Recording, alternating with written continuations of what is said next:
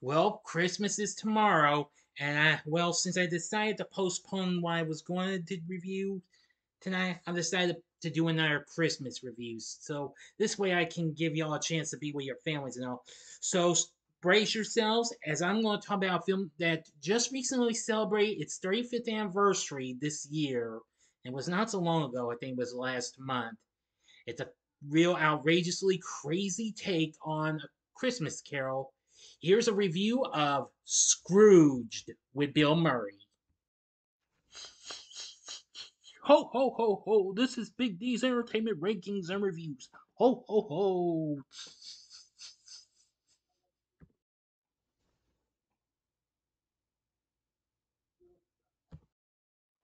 So, greetings, my fellow YouTubers, and welcome to Big D's Entertainment Rankings and Reviews.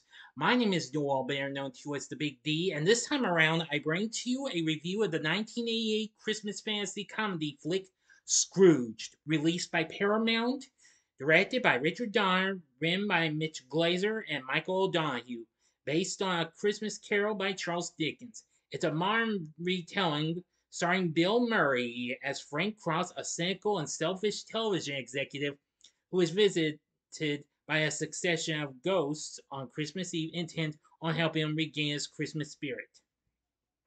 It includes a big cast that also includes Karen Allen, John Forsythe, John Glover, Bobcat Goldthwait, Carol Kane, Robert Mitchum, Michael J. Pollard, and Alfre Woodard. This film was released right about Thanksgiving on November 23rd, 1988, so I'm just a wee bit late. But I said, what the hey, I'm going to go for it.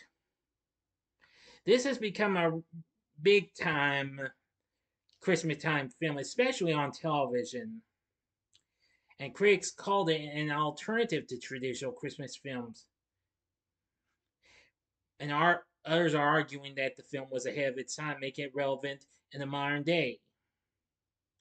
Well, let's get into the story. IBC television executive Frank Cross is pushing for an extravagant live production of A Christmas Carol on Christmas Eve, making everyone work throughout the holiday. Frank fires executive Elliot Loudermilk for disagreeing with him.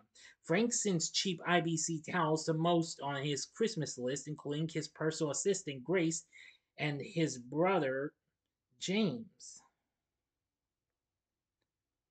But the powerful and influential on his list get expensive four-head hi-fi stereo VCRs. Seeing Frank's stress from the production, his boss Preston Rhinelander brings in consultant Bryce Cummings for assistance, who secretly wants Frank's job.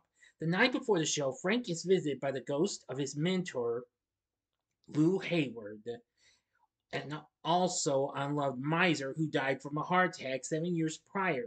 Lou warns him three more ghosts will appear over the next day to help him avoid the same fate.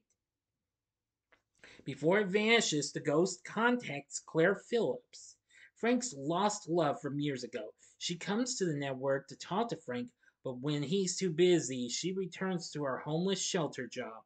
As rehearsals start and Frank finishes lunch with Preston, he is visited by the ghost of Christmas past, appearing as a manic taxi driver. He reminds him how he used television to compensate for a cold and distant father, and he fell in love with Claire but lost her when he prioritized his television career over her. Afterwards, Frank goes to Claire's shelter to make amends. However, his attitude quickly sours and he shows his contempt for the homeless and the workers. He returns to the studio after telling Claire, "Scrape 'em off. If you want to save someone, save yourself." The ghost of Christmas present arrives as an ethereal, sweet voiced fairy who punches, kicks, and slaps Frank to make him focus. That was probably one of my favorites whenever that ghost, whatever she does, punches, kicks, and slaps Frank. Yeah. Taking him to Grace's apartment, he sees her struggling to support her large family, including her youngest son, Calvin, who has remained mute since witnessing his father's death. The ghost then shows him James spending a humble yet festive Christmas with friends and his wife Wendy. James still defends Frank despite his cheap gifts and his refusal to celebrate Christmas with him. The ghost leaves him in a utility space under a sidewalk with Herman, who, to Frank's shock, has frozen to death. Frank desperately tries to escape, breaking through a boarded up door leading to the set of the production. Preston directs Bryce to take over rehearsals to give Frank some time off. In his office, he finds a drunken and deranged Elliot. He's waiting for him, ready to shoot Frank for costing him his job, family, and home.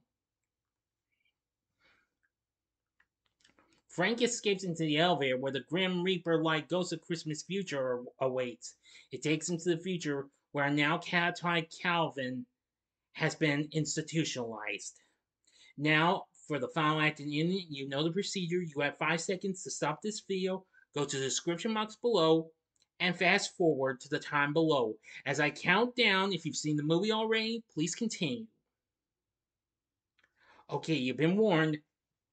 Claire followed Frank's suggestion, leading to her marrying rich, living decadently, and viewing the homeless with disgust. Finally, the ghost shows Frank's cremation ceremony with only James and Wendy present, frightened and remorseful, having initially mistaken James as the deceased.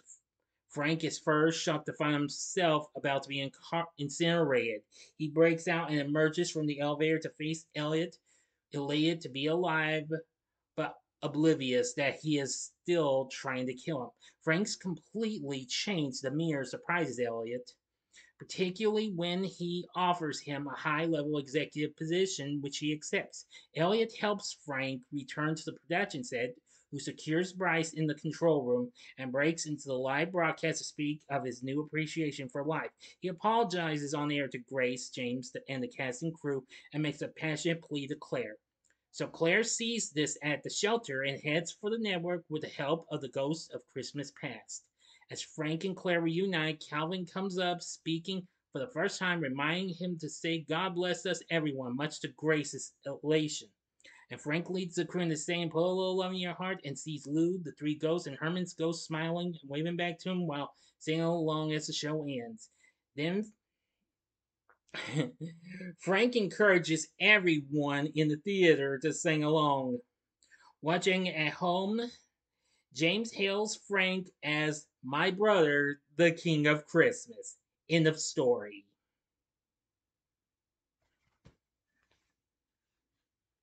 So, what did I think of Scrooged? Well, while I've never really taken the time to watch this movie, I finally took the time to watch this for the first time completely last year. And I rewatched it again this year, and that got me influenced to do a review of it. I'm going to say this film is absolutely very, very funny and what have you. Now, pre-release audience screenings of this, well, during the summer of '88 were positive, with 93% of those surveyed rating the film as very good, the highest rating Paramount had received at the time. On release, reviews were similarly mixed. Roger Ebert called it one of the most disquieting, unsettling films to come along in quite some time, saying that it portrays pain and anger more than comedy. William Thomas for Empire called it a slick and cynical update of Dickens' tale, but that it is only funny when Murray's character is being a complete bastard. Joe Brown of the Washington Post said that it was a sprawling mess, but that he liked it, and said that it was unlikely to become a seasonal tradition like It's a Wonderful Life and Miracle on 34th Street, considering that it would age poorly and either scare or be too adult for child audiences.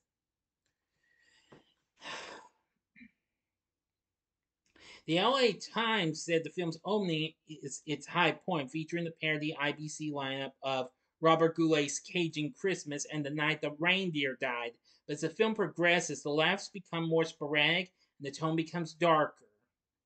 Sheila Benson of the LA Times, who did this review, said that the film is a mass of sharp, well-deserved paper cuts to the entertainment industry, citing Murray's character, whose life knowledge is based on the golden age of television, and Mitchum's character, who wants to add elements to the network shows that attract pet audiences, but Benson lamented that these details were never expanded upon.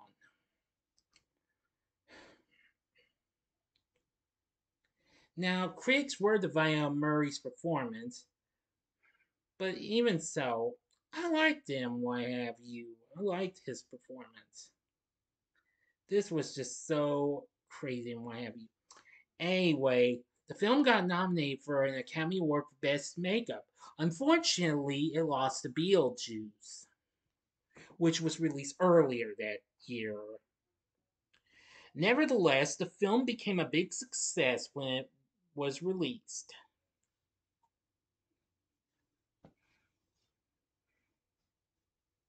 It managed to beat out The Land Before Time and Oliver and Company, both in their second weekend, and became the fourth highest opening had the fourth highest opening weekend of '88. But nevertheless, it still became a box office success. It went on to make 100 million worldwide. It has been released on video and Laserdisc in '89, and then a decade later on DVD. It later got released on Blu-ray in 2011.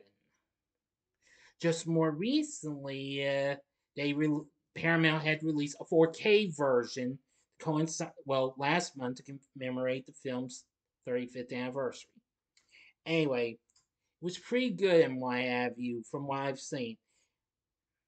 The score was done by Danny Elfman, who of course also was involved with Beetlejuice and other films and what have you. He did an exceptionally good job and what have you. 7 songs from the soundtrack album released on A&M Records were big success and what have you.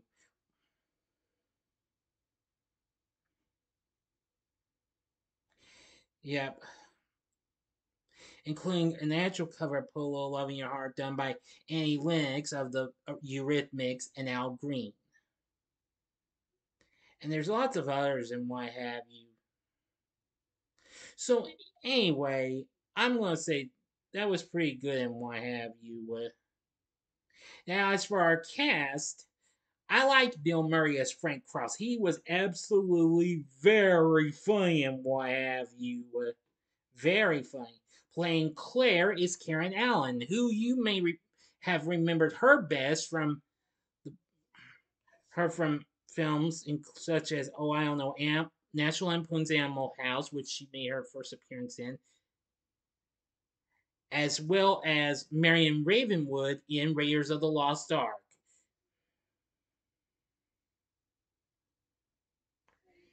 Yep. She was so incredible. John Forsythe played Lou Hayward. Yeah, it was good. John Glover played Bryce Cummings. He was good. Funny guy Bobcat Goldthwait played Elliot Loudermilk. He's really funny. Carol Kane did the Ghost of Christmas Present. I'm gonna say she was the craziest character in this film. Robert Mitchum played Preston Rhinelander. And Michael J. Pollard played Herman, a homeless man. And Alfre Woodard played Grace. Yeah. Gee whiz. There was lots of others and what have you. There was Mabel King, Brian Doyle Murray. Let's see. Plus, there was even cameos, including John Houseman, who died of just almost a month before the film was even released. This was one of his last performances. Let's see. Buddy Hackett, Mary Lou Retton, Jamie Farr, Pat McCormick. Let's see. Even the dancers of TV Solid Gold, and even Robert Goulet as himself. So anyway, so the cast is pretty good and what have you. So from my point of view, I think Scrooged was very fun and what have you. I think it's a good Christmas film, and I think I'll watch it again next December as well. I think I've come to like it a whole lot. So with everything said, it's still the story's pretty good. The direction from Richard Donner was really good. The cast is good. The score is good. The music's good, etc., etc. So overall, would I recommend Scrooge? I would say hell yeah, go for it. Scrooged is definitely one crazy film. If you really want to see a crazy take on a Christmas Miss Carol, then you need to see Scrooged. You'll really enjoy it. So what did you think of Scrooge? Let me know in the comments section below. If you liked the video, click the like button, subscribe, and be a part of the Big D Nation. And I'm taking a break for Christmas, so I hope y'all have a Merry Christmas and what have you. And I'll be back later on with another video before I do my reviews of The Shining and Doctor Sleep. So if you enjoyed this, you may want to consider checking out my reviews for some of these other big Christmas films that actually did get to be such big hits, even if they were a bust or not. In the upper left hand corner is my review of Four Christmases, which that was absolutely crazy and what have you. Or go to the upper right hand corner and see my review of a real holiday classic, Elf, with Will Ferrell. Or if you'd like another Richard Donner film, go to the bottom left hand corner and see my re review of Superman the movie from 1978. And the bottom right hand corner is the button you can click to subscribe. If you like rankings and reviews on movies, TV, music, video games, etc., then I'm your guy. Thank you for watching. Until next time, I'm the Big D saying, see ya.